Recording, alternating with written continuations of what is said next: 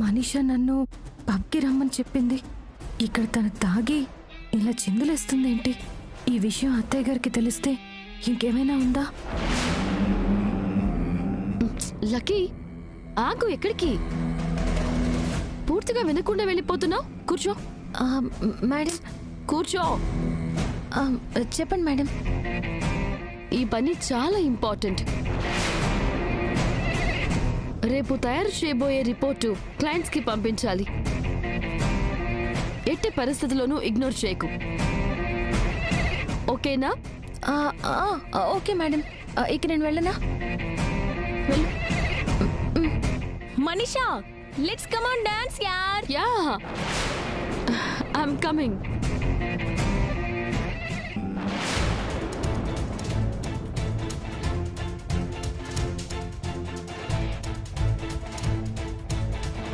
Auto.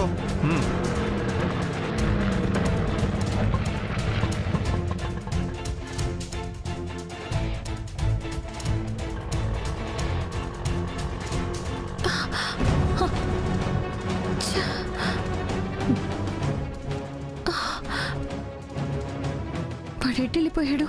పట్టుకుని 4 పీకి 4 మాటలు అడుగుదామనుకుంటే దొరకలేదు. ఈ విషయం గురించి అర్జెంటుగా అత్తయ్య గారితో మాట్లాడాలి. ఆటో.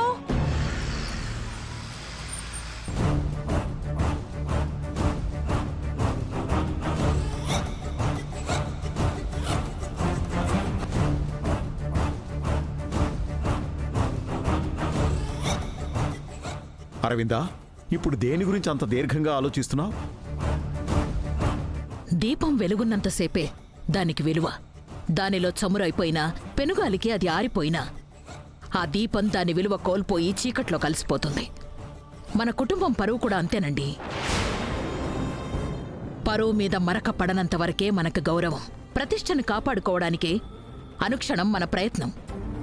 కానీ ఈ లక్ష్మి చేసే పనులు మన పరువుకి బరువుగా తయారవుతూనే ఉన్నాయి. మన ప్రతిష్టకి అరిష్టంలా ఎదురవుతున్నాయి. ఇప్పుడు లక్ష్మి చెప్పకుండా బయటికెళ్ళిందని దానికే ఇంత పెద్ద పెద్ద మాటలు అవసరం అరవిందా? అవసరమేండి. పరువు పోవడానికి, కుటుంబ గౌరవం తగ్గడానికి పెద్ద పెద్ద సంఘటనలు జరగనవసరం లేదు. లక్ష్మి చేసే ఈ చిన్న చిన్న పరువు తక్కువ పనులు చాలు.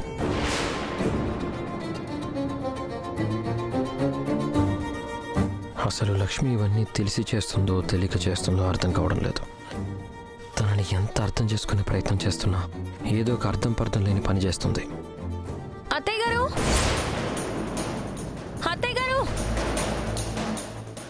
అత్తయ్య గారు, అత్తయ్య గారు.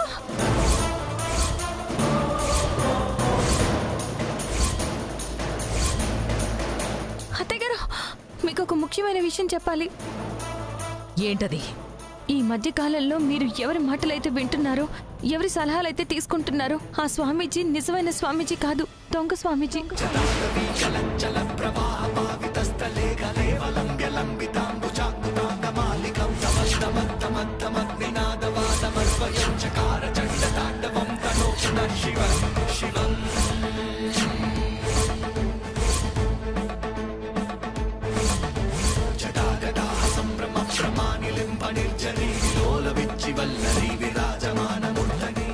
లక్ష్మి ఏంటి దొంగ స్వామీజీ, దోచుకునే స్వామీజీ అంటుంది?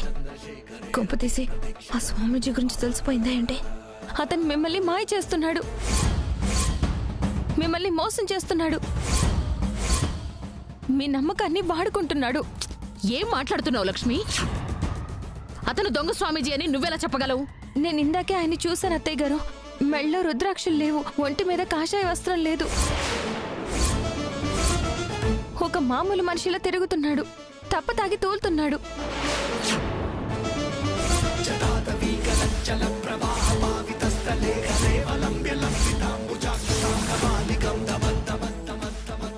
ఏంటి లక్ష్మి, ఇది మరో కొత్త నాటకమా? ఇంట్లో వాళ్ళ దృష్టి నీ మీదకు మళ్లించుకోవడానికి, కుటుంబంలో అందరి మనసులో నువ్వు స్థానం సంపాదించుకోవడానికి మరో కొత్త నాటకం మొదలుపెట్టావా? నాటకాలతోటి, బూటకాలతోటి మనుషులకి దగ్గరైపోవాలని, మనసులో స్థానం సంపాదించుకోవాలని నేను ఆశపడ్డం లేదు. నా ఆశయం అది కాదు. మరేంటి నీ ఆశయం? పూటకొక నాటకం ఆడుతూ గంటకొక గందరగోళం సృష్టిస్తూ మనుషులకి ప్రశాంతత లేకుండా చెయ్యడమా? కుటుంబంలో చిచ్చులు రేపుతూ సంతోషించడమా? ఏంటి నీ ఆశయం? మీరేమనుకున్నా సరే నాకు తెలిసిన నిజం బయటపెట్టి మీ అందరికీ ఎంతో కొంత మేలు చేయాలనుకున్నాను. అందుకే ఆ దొంగ స్వామీజీకి దండాలు పెట్టి మోసపోవద్దని హెచ్చరిస్తున్నాను. చూడు లక్ష్మి, నువ్వు పుట్టి పెరిగింది పల్లెటూరి సరిహద్దుల్లో.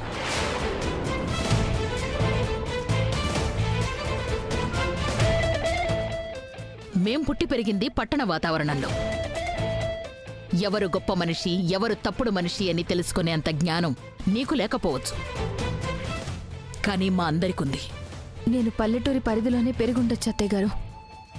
కానీ నా కళ్ళ ముందు జరుగుతున్న నిజాన్ని నేను తెలుసుకోలేనంత అమాయకురాల్ని కాదు.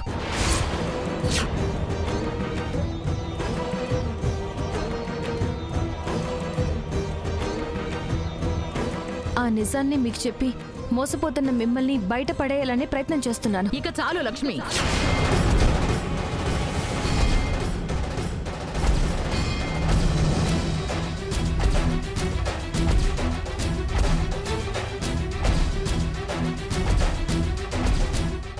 నీ అబద్ధాలకి, నీ అర్థం పర్థం లేని మాటలకి ఇక తెరదించు. దైవాంశ సంభూతుడి లాంటి వ్యక్తిని దొంగ స్వామీజీ అంటున్నావు. నేను తల వంచి గౌరవించే వ్యక్తిని నువ్వు తాగుబోతూ అంటున్నావు.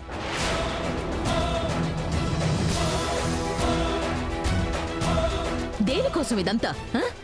మేం బుద్ధి లేని వాళ్ళము అని నిరూపించడానికా? లేకపోతే నువ్వు తానా అంటే నీ వెనక తందానా అని మా చేత అనిపించుకోవడానికా? అంతేకాదా ఆంటీ, లక్ష్మి తిరిగి రావడం వెనుక ఏదో దురుద్దేశం ఉంది. ఏదో పెద్ద ప్లాన్ మీదే వచ్చింది. మనీషా, ఒక్క నిమిషం నువ్వు ఆగు.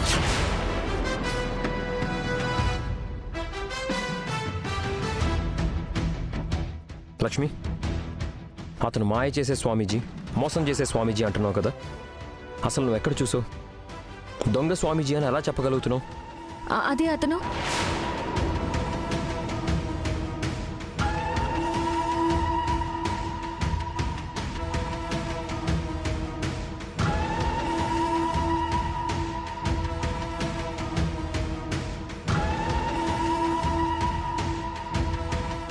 నేను అతన్ని పబ్లో చూశానంటే పబ్కి ఎందుకు వెళ్ళావు అని అడుగుతారు. మనీషాని కలవడానికి వెళ్ళాను అని నోరు జారితే నేను మిత్రగారి ఆఫీస్లోనే జాబ్ జాయిన్ అయ్యానని అందరికీ తెలిసిపోతుంది. ఇప్పుడేం చేయాలి? ఏం లక్ష్మి, ఇప్పటి వరకు లొడా లొడా వాగిన నోరు ఇప్పుడెందుకు లాక్ అయిపోయింది?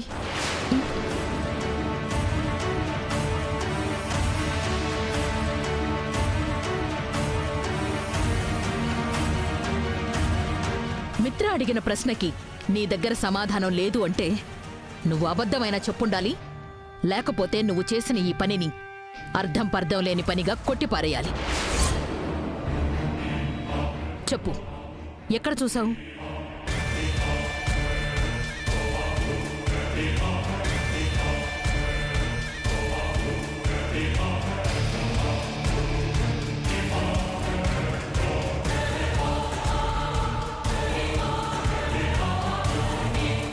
అసలు నువ్వు ఈ టైంలో బయటికి ఎందుకు వెళ్ళావు? ఎవరితోనూ ఒక్క మాట చెప్పకుండా ఎందుకు వెళుతున్నావో ఎవ్వరికీ తెలియకుండా ఎందుకు వెళ్ళినట్టు, ఎక్కడికి వెళ్ళినట్టు? తలనొప్పిగా ఉంటే టాబ్లెట్స్ తెచ్చుకోవడానికి బయటికి వెళ్ళాను అత్తయ్య గారు. ఓ అవునా, మరి చేతిలో టాబ్లెట్స్ కనిపించడం లేదు. నేను వెళ్ళేసరికి షాప్ క్లోజ్ చేసేశారు. ఇంకో షాప్కి వెళ్దామంటే చాలా దూరం కదా, అందుకే వెళ్ళలేదు. శభాష్ శభాష్ లక్ష్మి, అబద్ధాలు చాలా అందంగా అలవోకగా చెప్తున్నావు. ఒకప్పుడు లక్ష్మిని చూస్తే అమాయకురాల్లా కనిపించేది, కానీ ఇప్పుడు అబద్ధాల కోరులా కనిపిస్తోంది.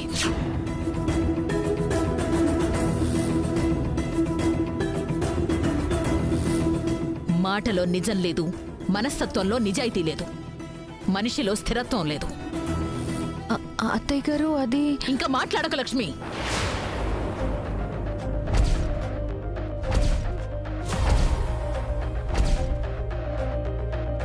అమ్మయ్య, టాపిక్ డైవర్ట్ అయిపోయింది.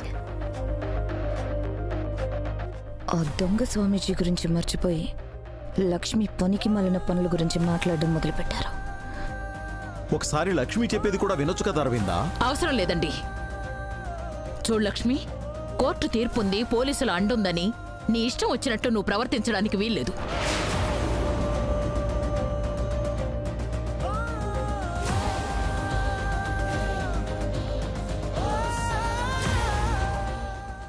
ఆరు నెలల పాటు ఈ ఇంటి కోడలిగా ఉంటే ఈ ఇంటి పద్ధతులని పాటించాలి. ఈ ఇంటి ఆచారాలకి తగ్గట్టే నడుచుకోవాలి.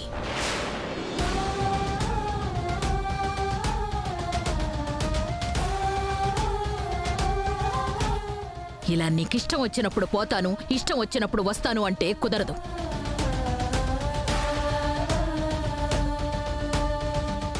నువ్వు ఏం చేసినా, ఎందుకు చేస్తున్నా ప్రతి ఒక్కరికి తెలియాలి.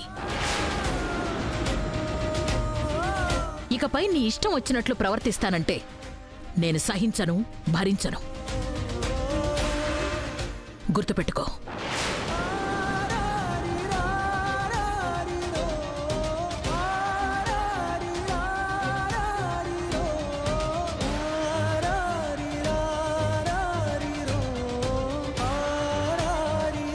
లక్ష్మి, ఇంట్లో ఇప్పటికే ఎదురవుతున్న సమస్యలు చాలవా? జరుగుతున్న గొడవలు సరిపోలేదా? ఇంకా కొత్త కొత్త సమస్యలు ఎందుకు తెచ్చి పెడతావు? పద్ధతి మార్చుకో.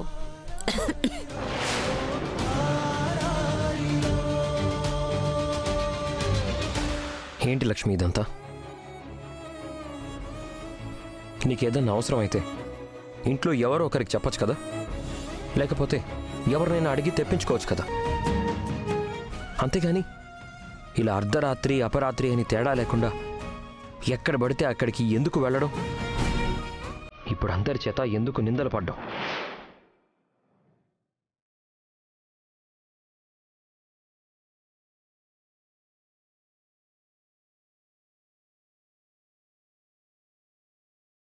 చూడుదినా, నువ్వందరితో సంబంధాలు తెంచుకుందాం అనుకున్నావు, ఎవరూ నీకు అక్కర్లేదనుకున్నావు, పర్వాలేదు.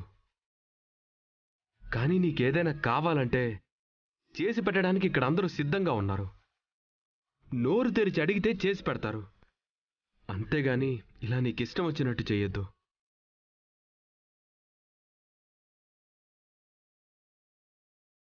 చూడు లక్ష్మి, నువ్వు ఇలా నీ ఇష్టం వచ్చినట్టు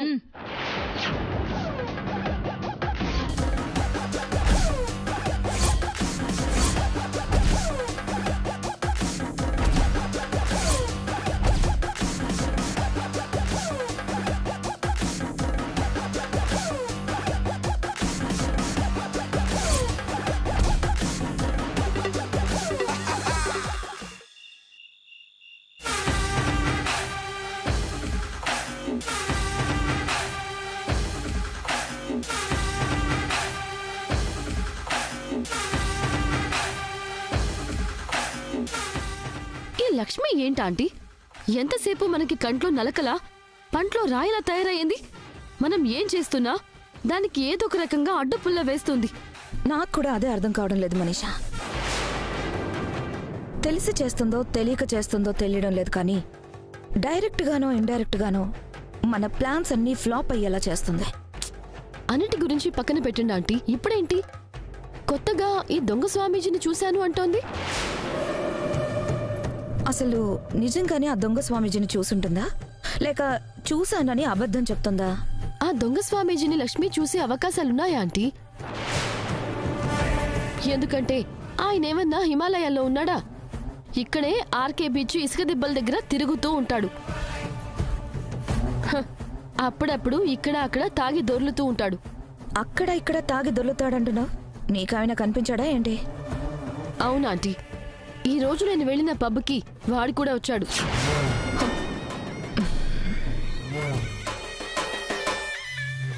స్వామీజీ వేషాలు వేస్తూ ఇలా పబ్బులు కూడా తిరుగుతూ ఉంటాడా వాడు? అయ్యో ఆంటీ, వాడు వేషాలు వేస్తున్నాడు. వాడే నిజమైన స్వామీజీ కాదు కదా. వాడు పబ్బులకైనా తిరుగుతాడు, పార్టీలకైనా తిరుగుతాడు. ఇంకా చెప్పాలంటే అమ్మాయిలు వేసుకుని కూడా తిరుగుతాడు. ఇప్పుడు పాయింట్ అది కాదు. లక్ష్మి అతన్ని ఎందుకు చూసింది, ఎక్కడ చూసింది, ఎలా చూసింది అని. ఎక్కడ పడితే అక్కడ తిరుగుతున్నాడంటున్నావు కదా, ఎక్కడో అక్కడ చూసే ఉంటుందిలే. మనం కొంచెం జాగ్రత్తగా ఉండాలి. ఆ దొంగ స్వామీజీని కొన్ని రోజులు హైడ్ అవ్వమని హెచ్చరించాలి. లేకపోతే ఈ రోజు లక్ష్మికి కనిపించాడు, రేపు మిత్రకు కనిపిస్తాడు, ఆ తర్వాత అరవింద్ అక్కకు కూడా కనిపించేస్తాడు. అప్పుడు అందరూ ఆ రోజు లక్ష్మి చెప్తూనే ఉంది, లక్ష్మి గుట్టురట్టు చేసేసింది, మనమే లక్ష్మి మాటలు నమ్మలేదు అని రియలైజ్ అయిపోతూ మళ్ళీ లక్ష్మిని పెద్ద హీరోయిన్ని చేస్తారు. మీరు చెప్పింది కూడా నిజమే ఆంటీ. మనం సృష్టించిన పాత్ర ఇలా దొరికిపోయి మళ్ళీ లక్ష్మిని అందరూ ఆకాశానికి ఎత్తేలా చేస్తుంది. అందుకే చెప్తున్నాను, ఆ దొంగ స్వామీజీ కొన్ని రోజులు ఎవరికంట పడకూడదు, అజ్ఞాతంలోకి వెళ్ళిపోమని చెప్పు.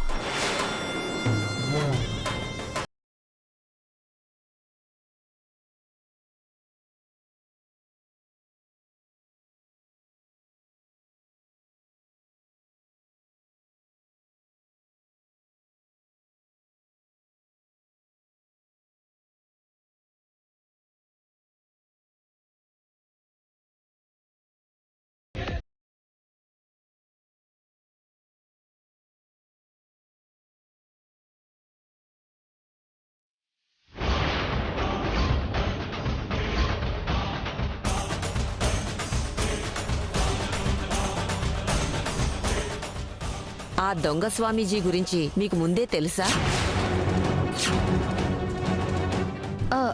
అతని గురించి మాకెలా తెలుస్తుంది అత్తయ్య గారు? మరి దొంగ స్వామీజీ అజ్ఞాతవాసు అని ఏవేవో అనుకుంటున్నారుగా? ఓ అదా, ఏం లేదు అత్తయ్య గారు. ఇంటికొచ్చిన స్వామీజీ దైవాంశ సంభూతుడిలా కనిపిస్తున్నాడు, మొహాలు చూసే మనసు తెలుసుకునే అంత గొప్పవారిలా అనిపిస్తున్నారు. అలాంటి వాళ్ళు మనుషుల మధ్య ఎక్కువగా తిరగరు, అజ్ఞాతవాసం చేస్తూ ఉంటారు, ఎప్పుడో కానీ బయటకు రారు. అలాంటి అతన్ని లక్ష్మి చూశాను అంటోంది. పైగా అతను దొంగ స్వామీజీ అంటోంది. లక్ష్మి ఇలా ఎందుకు చేస్తోంది అని మాట్లాడుకుంటున్నాం. ఓ అవునులే, ఈ మధ్య లక్ష్మి ఏదెందుకు చేస్తుందో అర్థం కావటం లేదు. పోయి ఇప్పుడు ఏకంగా స్వామీజీ మీదే నిందలు వేసేస్తుంది.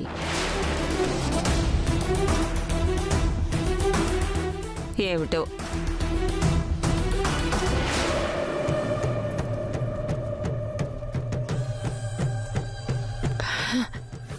ఆంటీ, ఈసారి మనం మాట్లాడుకునేటప్పుడు కొంచెం జాగ్రత్తగా మాట్లాడుకుంటే బెటర్. ఇలాగే ఎవరొకరు వినేశారంటే మనిద్దరి కొంప కొల్లేరవుతుంది. Sure Manisha, let's be careful. అదా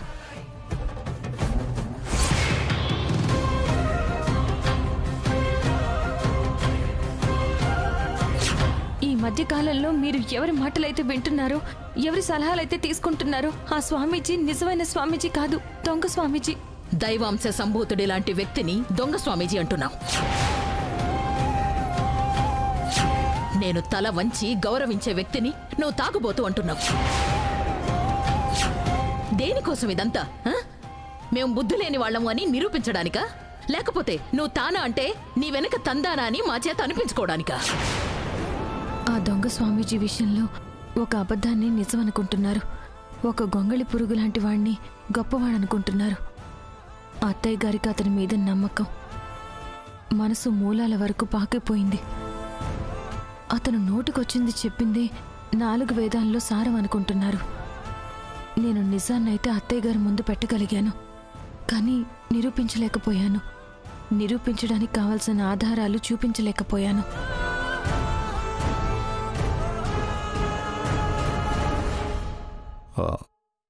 అమ్మ లక్ష్మి, నిజంగానే ఆ దొంగ స్వామీజీని చూసావా?